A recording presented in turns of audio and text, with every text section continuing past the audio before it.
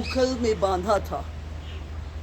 यमलार्जुन के दो वृक्षों के बीच में प्रभु उखल को खींचते हुए ले गए और उखल फंसा और जैसे खींचे भड़बड़ा करके यमलार्जुन के वृक्ष से दो देव पुरुष निकले।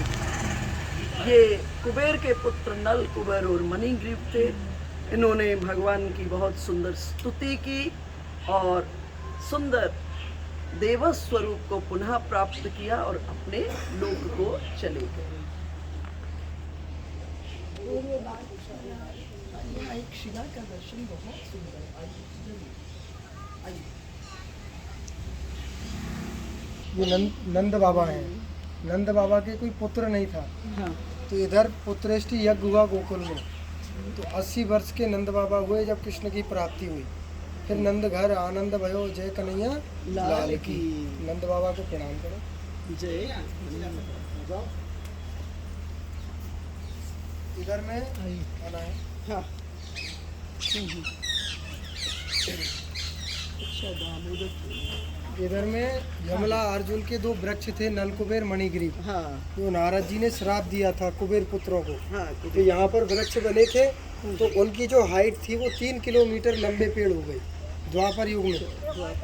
तो जब ये नंद का जो घर था वो 7.5 किलोमीटर बड़ा, 9 लाख गाय थी उनके घर में। वो गोबर मिट्टी का घर था उस टाइम पर। कोई चिप्स मार्बल नहीं था, सीमेंट पत्थर नहीं था। तो इसी जगह पर आंगन में दोनों पेड़ों का उद्धार किया।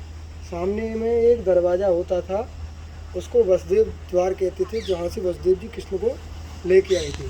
तो वहाँ कोयलो घाट भी है सामने। अच्छा कोयलो घाट उधर है? बोल रहे थे ना कोयलो सामने कोयलो घाट है। आ जाओ।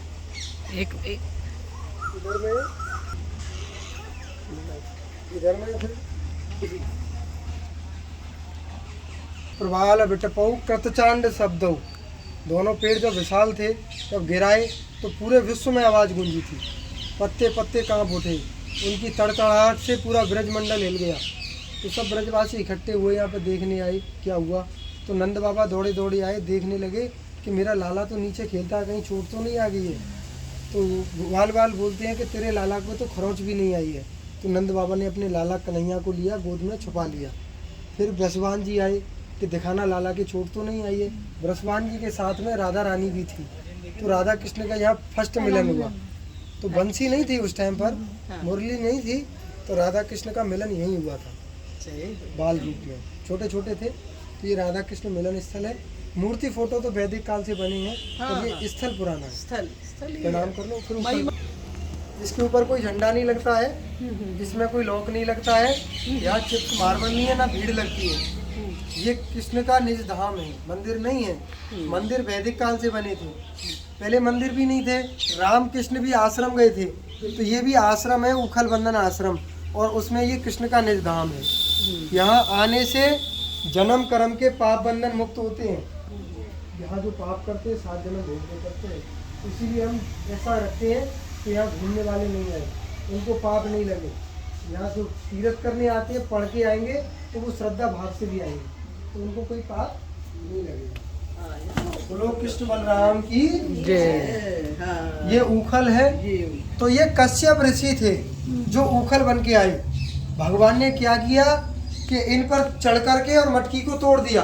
और माता को क्रोध आया। तो माता कन्हैया को पकड़ने लगी।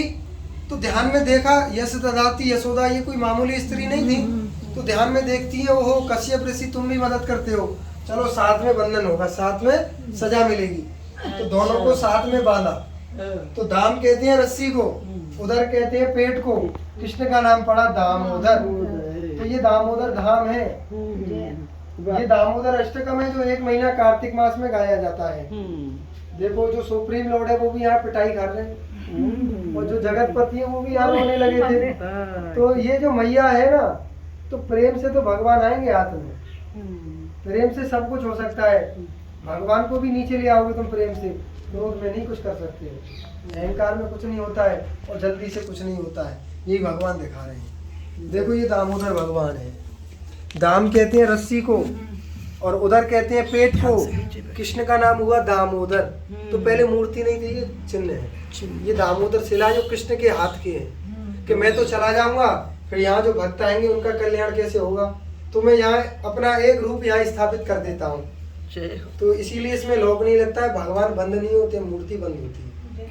जय ये भगवान के चरण हैं।